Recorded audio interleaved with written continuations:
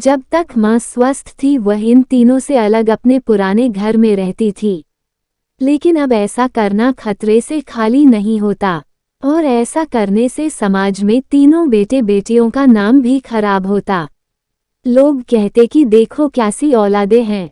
बीमार माता को अकेला रहने के लिए छोड़ दिया। 1 घंटे से बिना कोई बातचीत किए वह तीनों अपने अपने विचारों में खोए हुए थे। फिर बहन ने चुप्पी तोड़ते हुए अपने बड़े भाई की तरफ देखते हुए कहा, भैया आप बड़े हैं, इसलिए आपका कर्तव्य है कि माँ को जरूरत के समय आप रखें और उनकी देखभाल करें। छोटी बहन की बात सुनकर बड़े भाई ने पहले अपनी पत्नी की ओर देखा और बोला, मैं इस बात से बिल्कुल इनकार नहीं करता कि बड़े होने के नाते मेरा माँ की देखभाल करने का कर्तव्य है, लेकिन तुम तो जानती ही हो कि मैं और तुम्हारी भाभी दोनों ही जॉब करते हैं। ऐसी हालत में माँ के साथ किसी ना किसी को हर वक्त उनकी देखभाल करने के लिए उनके साथ रहना पड़ेगा, जो हमारे लिए बहुत मुश्किल हो जाएगा। बहन तुम तो पूरा दिन घर ही रहती हो, तुम माँ को अपने साथ क्यों नहीं रखती? पैसों की चिंता मत करना, जो भी खर्चा आएगा मैं दे दूंगा।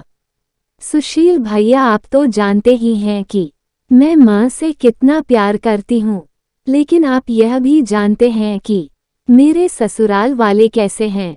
मैं यह बिल्कुल बर्दाश्त नहीं कर पाऊंगी कि कोई मेरी माँ को और मेरे भाइयों को भला बुरा कहे।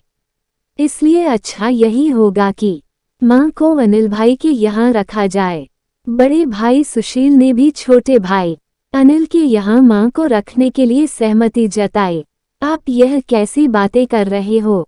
क्या आपने नहीं देखा है कि माँ कभी भी मेरे घर 2 दिन से ज्यादा रही ही नहीं है? उसका मेरे यहाँ मन लगता ही नहीं है, फिर कैसे वह इतने दिन मेरे घर रह पाएगी? छोटे भाई ने अपनी असहमति जताते हुए कहा।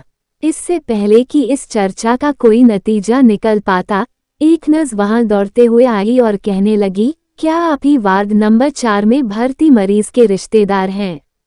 आपको डॉक्टर साहब अंदर बुला रहे हैं। सभी घबरा गए और दौड़ते हुए डॉक्टर के पास पहुंचे। डॉक्टर ने उनसे हाथ जोड़ते हुए कहा, आई एम सॉरी, मैं आपकी माता जी को नहीं बचा पाया। डॉक्टर की इस खबर ने सबके चेहरे पर झूठी मूठी दुख की परत तो चढ़ा दी थी, लेकिन सभी के दिल के किसी कोने में इस बात की खुशी भी छुपी हुई थी कि अब उन्हें माँ को नहीं संभालना पड़ेगा और माँ की वजह से उन्हें परेशान नहीं होना पड़ेगा। दोस्तों, छोटी सी यह इमोशनल कहानी ही समाज का सत्य है। यहाँ लोग ऊपर से जो दिखाते हैं वो अंदर से नहीं होते।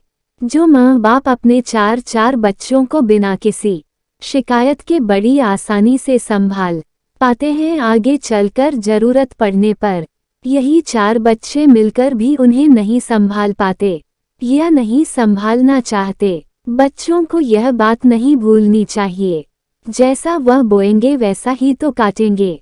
अगर आज वह अपने माँ बाप के साथ बुरा बर्ताव करते हैं तो उन्हें यह याद रखना चाहिए कि उनके बच्चे भी बड़े होंगे और वह भी बूढ़े होंगे। जो उन्होंने अपने माँ बाप के साथ किया है, उनके बच्चे भी उनके साथ वही करेंगे। दोस्तों, अपने दिल से छल कपट निकाल दीजिए और सच्चे मन से अपने माता पिता की, अपने बुजुर्गों की सेवा कीजिए। और कहानी अच्छी लगी हो तो कृपया लाइक और शेयर करें और मेरे चैनल को सब्सक्राइब करना ना भूलें।